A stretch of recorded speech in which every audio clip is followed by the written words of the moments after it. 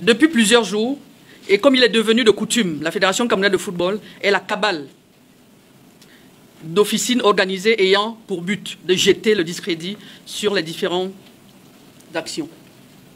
La diffamation, la calomnie et les insultes à l'endroit des membres du comité exécutif et particulièrement sur le président Samuel Eto'o sont devenus le menu quotidien. Céline Eko est fâchée, ses collègues du comité d'urgence avec, ils ont exprimé leur ras-le-bol ce matin au cours d'un point de presse qu'ils ont donné au siège de la Fédération camerounaise de football à Yaoundé. Une sortie qui fait suite au dossier relatif au détournement des fonds alloués par la Fédération russe de football lors du match amical Russie-Cameroun du 12 octobre 2023. Le comité d'urgence dit halte à la cabale contre leurs champions. Des documents frauduleusement obtenus ou partagés par des anciens employés de la Fédération camerounaise de football en violation des clauses de leur contrat de travail font l'objet des débats d'analystes avec des affirmations graves et révélant du pénal pour certaines.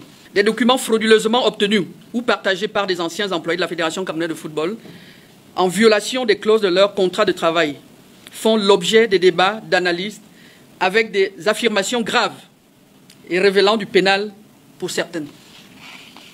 Il est temps que tout cela cesse. Il est temps que les responsables de cette cabale répondent de leurs actes devant les instances compétentes conformément aux lois de la République. Tout contrevenant à cette mise en garde à en croire, la première vice-présidente de la FECAFOOT s'exposera aux poursuites judiciaires. Aucune passion ne saurait expliquer des attaques visant à salir l'honorabilité des personnes, le recours à l'insulte et à la calomnie.